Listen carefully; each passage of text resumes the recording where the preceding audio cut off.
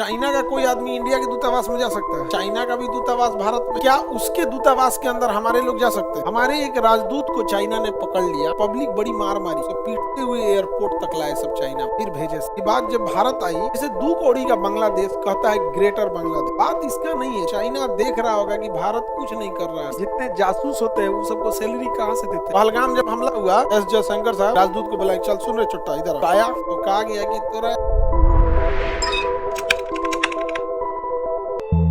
राजदूत का बस क्या हो। देखिए, हर देश को दूसरे देश से बहुत सारा वर्क होता है, वर्क को कोऑर्डिनेट करने के लिए एक ऑफिसर बैठा दिया जाता है, उसी कहते हैं राजदूत। क्या कहेंगे? राजदूत कहेंगे। हर देश का राजदूत होता है, अलग अलग देश। जैसे यहाँ ही देख, इंडिया का भी राजदूत होगा कहीं ना कहीं। इंडिया का राजदूत चाइना में भी है, इंडिया का राजदूत कजाकिस्तान में है, इंडिया का राजदूत इजराइल में है, इंडिया का राजदूत रूस में है, इंडिया का राजदूत पाकिस्तान में है, अफगानिस्तान में अब जाने वाला है, था भी जब से तालिबान आया तो हटा लिया। हर देश में हमारा क्या है? राजदूत। जहाँ हमारा राजदूत नहीं है, उस देश से हमारा कोई रिश्ता नहीं, देश से हमारा कोई रिश्ता नहीं। हम लोग ताइवान में नहीं रखते हैं, चाइना मना कर, रखना चाहिए वहां भी, समझे? हर देश के पास हम लोग का राजदूत। अब हमारा राजदूत कहाँ बैठेगा? टेबल कुर्सी लेकर नहीं ना बैठेगा, उसके लिए जगह लेना पड़ेगा। सरकार से हम लोग कहते हैं उस देश से कि हमारे राजदूत के लिए कोई जगह अलॉट कर, जगह अलॉट कर, तो जगह अलॉट कर देगा वो दूतावास। इतना जगह दे देगा, कहेगा इतना रेंट इतना है, आप ले लीजिए। तो हम लोग क्या दे देंगे? रेंट। अब बिल्डिंग बनवाएंगे, और इस बिल्डिंग के अंदर ये देश एंट्री नहीं कर सकता है, चाहे इस देश का राष्ट्रपति वो भारत उस देश का हो दूतावास, उसमें कोई दूसरा आ नहीं सकता है। समझ रहा है दूतावास कितना पावरफुल चीज है? चाइना का कोई आदमी इंडिया के दूतावास में जा सकता है? नहीं जा सकता, विदाउट उसके परमिशन आप नहीं जा सकता। चाइना का भी दूतावास भारत में है, उसका भी है, उसने भी भारत से जमीन मांगा होगा, बिल्डिंग बनाया होगा।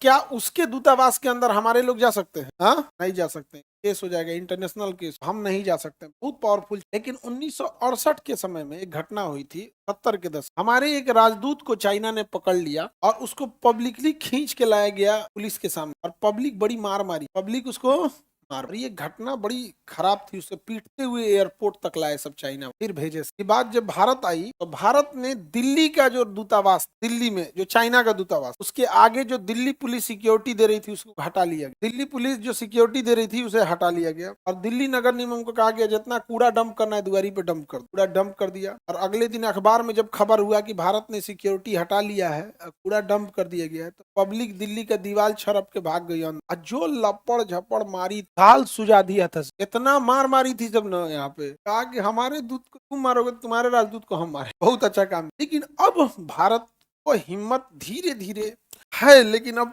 मारना नहीं चाह। जैसे 2 कौड़ी का बांग्लादेश कहता है ग्रेटर बांग्लादेश, बात इसका नहीं है। जब ये बांग्लादेश बोल सकता है और चाइना देख रहा होगा कि भारत कुछ नहीं कर रहा है, किसी की औकात है जो ये कह सकता है कि हम ग्रेटर ऐसा देश बनाएंगे जो चाइना का कब्जा करेंगे। और बांग्लादेश को मारने से पहले अगर इतना सोचना पड़ रहा है, बहुत दिक्कत की बात। दूतावास समझ में आ गया? अब ये दूतावास करते क्या है? जैसे मान के चलिए प्रधानमंत्री गए चाइना, कोनो होटलें खाली नहीं, तब कहाँ रुकेंगे? दूतावास। तो दूतावास हर देश में हम लोग का एक परमानेंट होटल है। मान के चलिए प्रधानमंत्री दिल्ली कहाँ गए? लाहौर गए, पाकिस्तान, पाकिस्तान वाला कहा कि रुको इनकी बेइज्जती कराते हैं, कोनो होटलें खाली नहीं रखते, कोई होटल खाली नहीं छोड़ेंगे। अब दूतावास में है, सुरक्षा पूरा जबरदस्त है दूतावास की, वहीं रहेंगे। समझ में आ गया कि नहीं आ गया? दूतावास राजदूत समझ में आ गया? ये बहुत काम के भी। मान के चलिए आपके पासपोर्ट का वैलिडिटी होता है 10 साल, और आप गए काम करने के लिए विदेश, आपकी वैलिडिटी 9 साल खत्म हो चुकी, 1 साल बचा हुआ है ना, आप गए और वहाँ 2 साल तक आपको छुट्टी नहीं मिला, आप काम कर रहे हैं, तब तक 2 साल तक काम कर रहे हैं, आपका पासपोर्ट का डेट एक्सपायर हो, अब उधर से आने ही नहीं देगा, पासपोर्ट क्या है? एक्सपायर है। क्योंकि मोहर मारेंगे किस? एक्सपायरी डेट पे मोहर नहीं मारेंगे, तो आप कहाँ जाके बनवाएंगे? दूतावास में जाके। समझ में आ गया? अच्छा, दूतावास पे वर्कलोड बहुत ज्यादा हो गया था, बहुत ज्यादा वर्कलोड हो गया था जब से ये इंटरनेट और फ्लाइट्स ज्यादा आई। तो पहले राजनेता और वर्कर ही जाते थे, अब बिजनेसमैन भी बहुत जाने लगे, बहुत बिजनेसमैन जाने लगे हैं।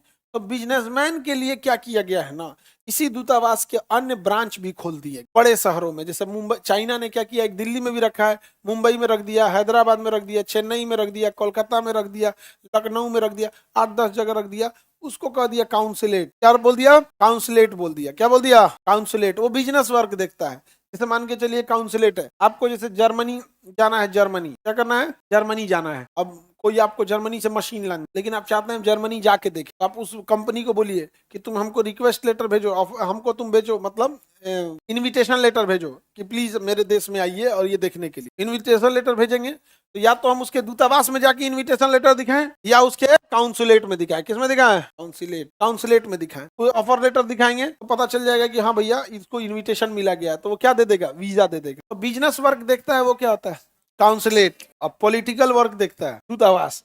काउंसुलेट में लोग कम होते हैं, दूतावास में ज्यादा होते हैं। काउंसुलेट का पावर बिजनेस ओरिएंटेड होता है, दूतावास का पावर बहुत ज्यादा बड़ा। काउंसुलेट दूतावास मेनली राजधानी में या राजधानी के बाद किसी दूसरे बड़े शहर में रखा जाए। काउंसुलेट अब 10-20 शहर जहां भी आपको लगता है यहाँ से बिजनेस आ रहा है वहां से रख लीजिए आप। जैसे चाइना से जो सामान आता है कलकत्ता बंदरगाह पे उतार लिया जाता है, तो चाइना ने कलकत्ता में एक काउंसुलेट खोल रखा है। काउंसुलेट समझ में आ गया? तो दूतावास समझ में आ गया? किसी को दिक्कत? पाकिस्तान का दूतावास भारत में है कि नहीं है?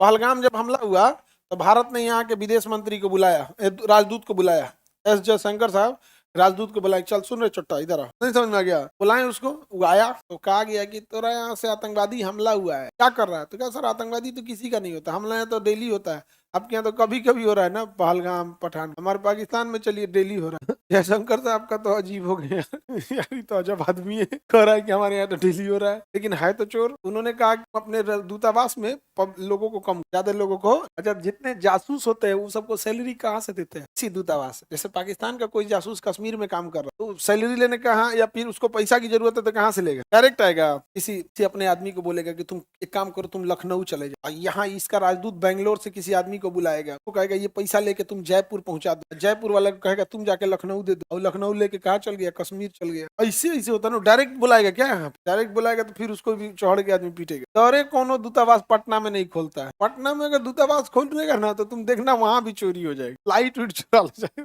गेट उठ खोल के। तुम्हारा ये क्वेश्चन अलग टाइप का, बिना मतलब का। बैठो। इनका कहना है कि सर जो भारत अपने दूतावास में बिल्डिंग बनाएगा, वो बिल्डिंग का डिजाइन किस हिसाब से बनाएगा? देश कौन चीज जैसे मन बनाओ अपना, बस काम खत्म। जितना एरिया का रेंट दियो उतना में बनाओ, ये ना कि 2 छज्जा निकाल दे श्रीलंका के दूतावास में। ये कौन सा बात है कि डिजाइन का कोई डिजाइन विजाइन से मतलब नहीं है, जो वहां के रूल रेगुलेशन फॉलो करो बस।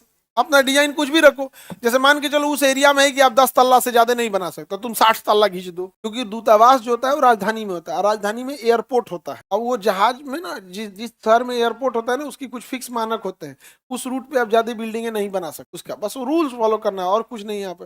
और जो दूतावास होते हैं वो पूरे एरिया होता है, जैसे दिल्ली में चाणक्यपुरी, दिल्ली में चाणक्यपुरी केवल दूतावास है सर, सारा राजदूत वही है।